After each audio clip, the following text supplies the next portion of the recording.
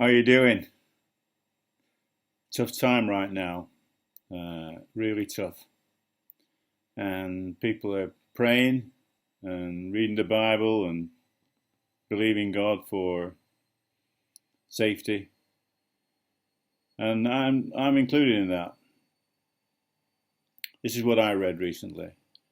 One day Jesus said to his disciples, "Let's go over to the other side of the lake." So they got into a boat and set out. As they sailed, he fell asleep. A squall came down on the lake so that the boat was being swamped and they were in great danger. Is there any other kind? The disciples went and woke him, saying, "Master, Master, we're going to drown." He got up and rebuked the wind and the raging waters. The storm subsided and all was calm. "Where is your faith?" he asked his disciples. In fear and amazement, they asked one another, "Who is this? He commands even the winds and the water, and they obey him."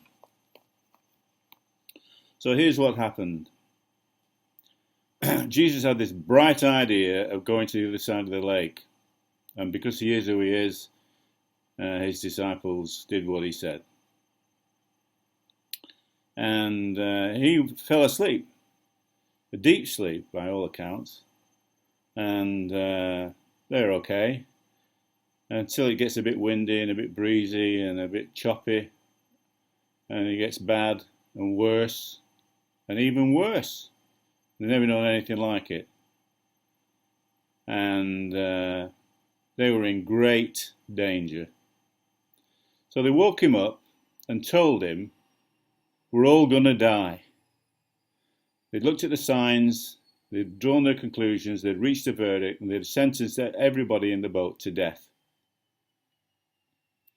Well, Jesus had other ideas, but I just wonder what went on in their minds. You know, some of them saying, "We're here because of him. It's his idea.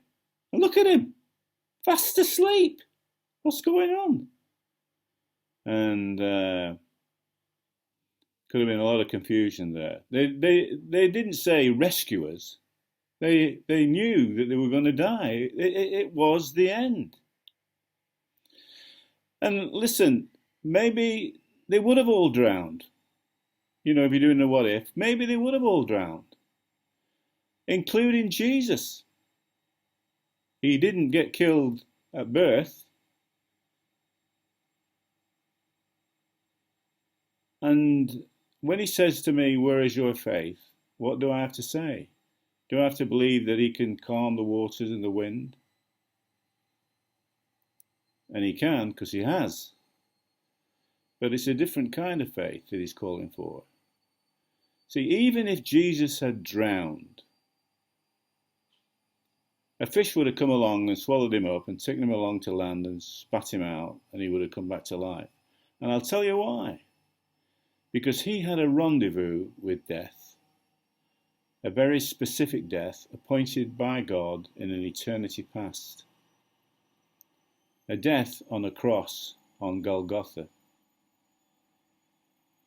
where he would suffer and bleed and die for the sins of the whole world.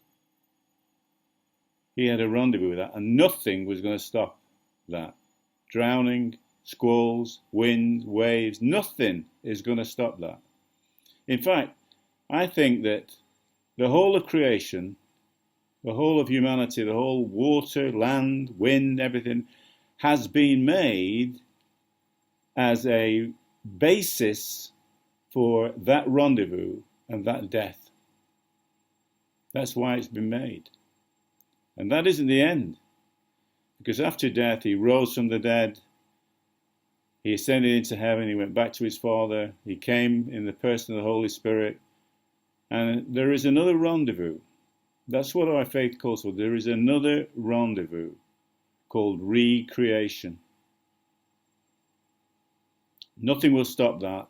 Anything more than any would have stopped the death on the cross. Nothing will stop recreation. Nothing will stop God having the final say, his final reward, that Christ will have his church and they will live together in eternal peace, glorious eternal peace and joy and thankfulness for what Christ did at the cross. Clean hands, open hearts.